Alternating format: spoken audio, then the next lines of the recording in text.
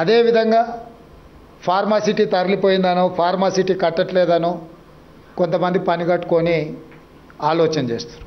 నేను ఈరోజు మీతోని నేను చెప్పదలుచుకున్నా అంతర్జాతీయ ఎయిర్పోర్ట్కు కూతవేటు దూరంలో బల్క్ డ్రగ్ ఫార్మా అది రెడ్ జోన్. అంటే బల్క్ డ్రగ్స్ అక్కడ పెడితే గ్రౌండ్ వాటర్ ఎయిర్ పొల్యూషన్తో నగరం యొక్క మనుగడనే ప్రమాదంలో పడే అవకాశం ఉంది. అంతర్జాతీయ ఎయిర్పోర్ట్ పక్కన నెవార్క్ ఎయిర్పోర్ట్ పక్కన అట్లాంటి 1-2 కంపెనీలు ఉంటేనే వాళ్ళు అది అక్కడి నుంచి ఎక్కడికో షిఫ్ట్ చేయాల్సిన పరిస్థితి వచ్చింది అమెరికా లాంటి నగరంలోనే. సో అందుకే అక్కడ ఉన్న 25,000 ఎకరాలను ఒక నూతన నగరంగా నిర్మించాలి. అందులో యూనివర్సిటీస్ని డిజైన్ చేయాలా, హెల్త్ టూరిజంని డెవలప్ చేయాలా, అదేవిధంగా electric cars, electric batteries related, అదేవిధంగా స్పోర్ట్స్ విలేజ్, అదేవిధంగా IT and pharma non polluted ఇండస్ట్రీస్ని అన్నిటిని కూడా అక్కడ డిజైన్ చేయడం ద్వారా ఎయిర్పోర్ట్ నుంచి కూడా ఇప్పుడు మెట్రో రైల్ని ఏదైతే డిజైన్ చేసినామో గతంలో ఇక్కడ నుంచి ఔటర్ రింగ్ రోడ్ నుంచి మెట్రో డిజైన్ చేశారు. ఈ ప్రాంతంలో ఉన్నవాళ్ళు ఎవరైనా మెట్రోలో పోయే వాళ్ళు ఎంతమంది బంజారా హిల్స్, జూబ్లీ హిల్స్ ఈ ప్రాంతంలో ఉండేవాళ్ళు 5 నిమిషాలలో ఔటర్ రింగ్ రోడ్ ఎక్కుతాం, ఆ తర్వాత 20 నిమిషాలలో ఎయిర్పోర్ట్కి చేరుకుంటాం. మెట్రో కంటే వేగంగా మనం కార్లలో వెళ్ళగలిగిన వాళ్ళం. మనం వారానికి 3 సార్లు ప్రయాణం చేస్తాం, కారు అక్కడనే వదిలేస్తాం, డ్రైవర్ కూడా మనతో రాడు. కానీ నిజంగా జనాలకు ఉపయోగపడేది మెట్రో. ఎక్కడైనా అంతర్జాతీయంగా ఈ మాస్ ట్రాన్స్పోర్టేషన్ అనేది చాలామంది ప్రయాణం చేయడానికి థిక్ హై డెన్సిటీ పాపులేషన్ ఉన్న ఏరియాల నిర్మాణం జరిగేది. అందుకే మేము ప్రజా ప్రయోజనం కోసము ఈరోజు నాగోల్ వరకు మెట్రో ఉంది. నాగోల్ నుంచి ఎల్బీ నగర్ నుంచి ఓవైసీ హాస్పిటల్ నుంచి చాంద్రాయణగుట్ట నుంచి P7 రోడ్ నుంచి ఎయిర్పోర్ట్కి ఇచ్చినాం ఫస్ట్ కనెక్షన్.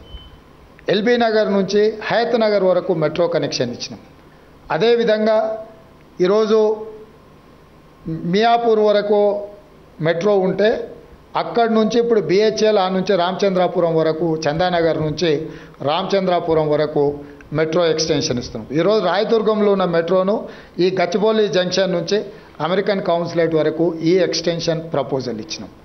అంటే ఈరోజు మేము చేస్తున్న ఆలోచన నిజంగా ప్రజలకు అత్యధికంగా ఉపయోగపడే విధంగా ఉండాలన్న ఆలోచన.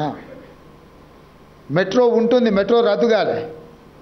ఫార్మా ఉంటుంది, మీరు సిటీలు ప్లాన్ చేసినాం, మేము ఫార్మా విలేజ్లు ప్లాన్ చేసినాం.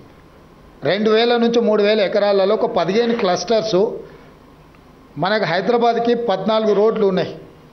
నేషనల్ హైవేస్ అనుకోండి, స్టేట్ హైవేస్ అనుకోండి. అంటే హైదరాబాద్ బెంగళూరు కావచ్చు, హైదరాబాద్ విజయవాడ కావచ్చు, హైదరాబాద్ నాగార్జున సాగర్ కావచ్చు, హైదరాబాద్ ముంబై కావచ్చు, నాగ్పూర్ కావచ్చు, గుల్బర్గా కావచ్చు. ఇట్లా ఈ రోడ్లల్లో ఎయిర్పోర్ట్ నుంచి 1 అవర్ లోపల రీచ్ అయ్యే ఏరియాల ఫార్మా విలేజ్లు 2,000 ఎకర్స్ నుంచి 3,000 ఎకర్స్ ఏరియాస్ని అన్నిటిని కూడా డివైడ్ చేసి ఒక 10-15 ఫార్మా విలేజ్లు డిజైన్ చేసి ఒక 10 కంపెనీలను 15 కంపెనీలను ఒక్కొక్క ఏరియాలో పెడితే అక్కడ పొల్యూషన్ కానీ అక్కడ లివింగ్ స్టాండర్డ్స్లో ఉత్తగా ఇండస్ట్రీస్ పెట్టి వెళ్ళిపోకుండా అక్కడ ఉండేవాళ్ళు ఒక గేటెడ్ కమ్యూనిటీ లాగా అక్కడనే ఉండాలి.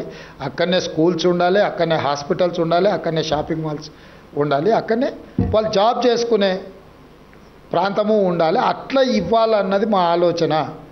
దాంతో ఏమవుతుంది అని అంటే లిమిటెడ్ ఇన్వెస్టర్స్ అక్కడ ఉంటే ప్రతిదీ వాళ్ళకి బాధ్యత అప్పచెప్పొచ్చు. రేపు మంచి జరిగినా చెడు జరిగినా ఏది జరిగినా ఇవ్వచ్చు. ఒక ప్రాంతంలో 25,000 ఎకరాలలో ఒక పొల్యూటెడ్ ఇండస్ట్రీని తీసుకొచ్చి పెడితే అది నగరాన్ని మొత్తం కబలించేస్తుంది.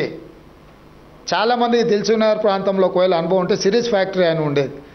దాని సైజ్ ఎంత 30 ఎకరాలు. కానీ 30 ఊర్లను అతలాకుతలం చేసి ఆ ఫ్యాక్టరీ ఎత్తేసినాక 10 ఏళ్ళకు కూడా అక్కడ బోర్ వేస్తే ఆ నీళ్ళతో వంట వండుకుంటే పసుపు బియ్యం మనము సారబెట్టుకుంటే పచ్చ బియ్యం వండుకున్నట్టు ఆ నీళ్ళతో వంట వండితే అట్లుండేది. సో కాబట్టి అపోహలకు లోను కాకండి. మా ప్రభుత్వానికి స్పష్టత ఉంది.